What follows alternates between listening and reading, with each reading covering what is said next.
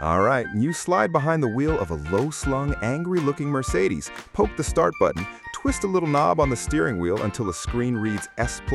and then you hit the accelerator. Immediately, your chest vibrates to the sound of a hard-edged, snarling V8, the kind of noise that makes you think you're strapped into a GT3 race car at Spa. The tack needle dances to a 7,200 RPM redline, perfectly matching every twitch of your right foot. It is visceral, it is loud, it is the most intoxicating AMG soundtrack I've ever heard inside a cabin. And the absurd part? There is not a single drop of gasoline being burned. What you just experienced was a digital illusion generated in real time from over 1,600 sound files of real AMG engines. And I have to tell you, if the goal was to make me laugh out loud while questioning my own sanity, mission accomplished. That 2027 Mercedes-AMG GT 4-door coupe is an electric car, and yet Mercedes engineers have decided to dial their brand DNA to 11 by giving it a genuine, authentic V8 howl, synthesized on the fly by an intelligent mixing system that reads your driving situation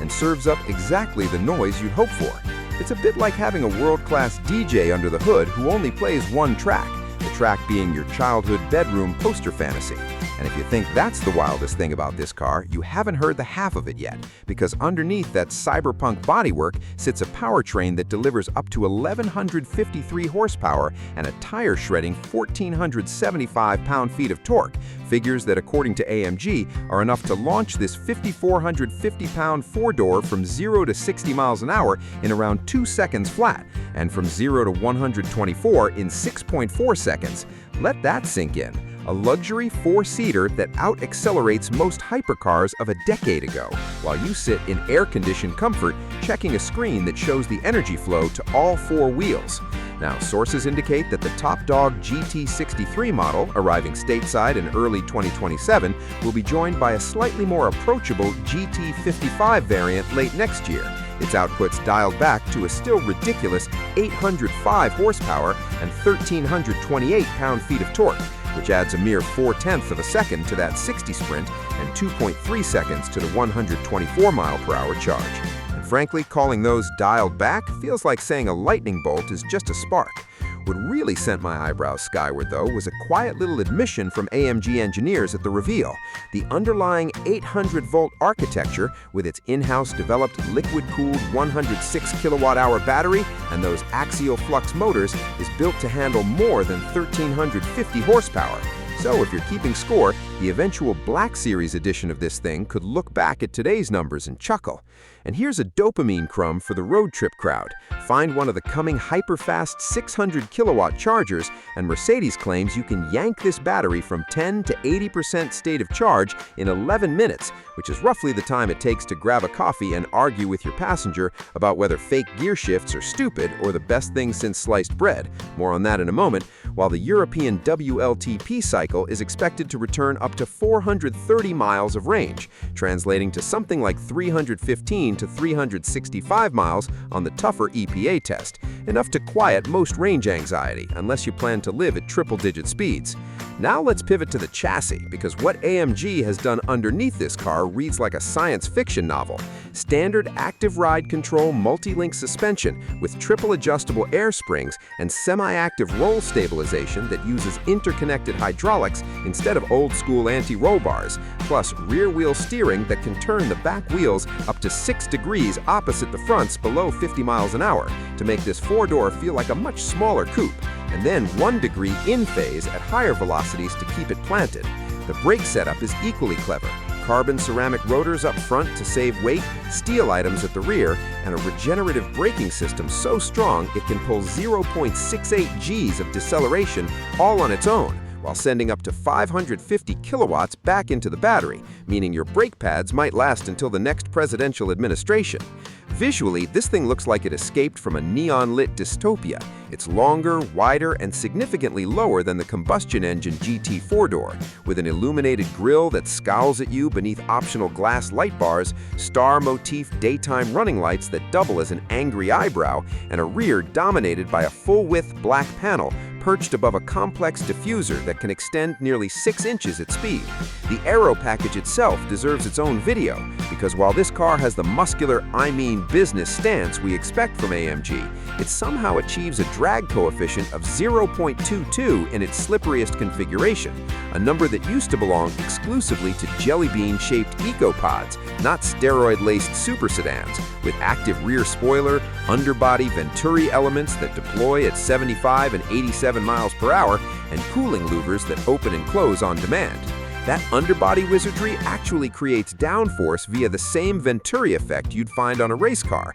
meaning the faster you go, the more it squishes itself into the tarmac, which is exactly the kind of performance theater I live for. Step inside and you're greeted by AMG's latest take on the pillar-to-pillar superscreen. A 10.2-inch instrument cluster and 14-inch center touchscreen float under one continuous sheet of glass that curves dramatically away from the dash, with an optional second passenger screen that runs parallel behind it, like a co-pilot's command center. The front seats are a fresh design, the panoramic roof contains switchable segments that can selectively tint, and if you check the right option boxes, the glass roof will illuminate AMG logos and racing stripes at night, color matched to your ambient lighting, which is either the coolest party trick ever or a sign that Mercedes interior designers have too much time on their hands. Either way, I'm here for it. But the real mischief starts when you flick into AMG Force Sport Plus mode, which I can only describe as party mode, because that's when the car unmutes the virtual V8 soundtrack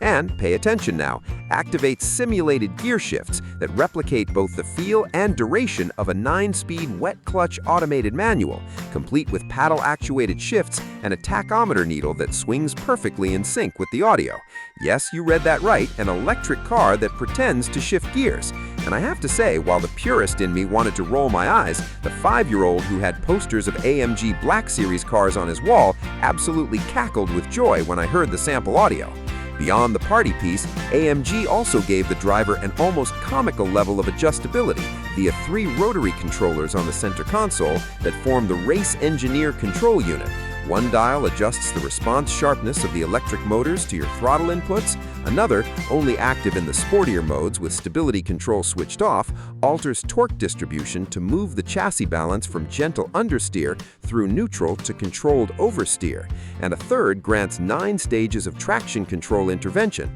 just like on the GT3 race car, so you can fine-tune your oversteer angle like a professional driver pretending he's on the Nürburgring while actually in rush hour traffic. And as if that wasn't enough knob twiddling, a single pull on both steering wheel paddles unlocks an extra power boost of up to 147 horsepower in the GT63 on demand, which is basically a temporary nitrous shot delivered by electrons. The onboard MBUX system includes dedicated AMG apps that let you monitor energy flow, watch your active aero elements extend and retract in real time, see exactly when the powertrain and tires reach optimal operating temperature, and even manually deploy the rear spoiler while parked just to flex on the valet. For track rats, the Track Pace app logs over 80 data points 10 times per second, can display sector times, racing lines, cornering angles, and optimal braking points on the head-up display, and includes a predictive performance manager that optimizes energy flow for either endurance sessions or hot laps,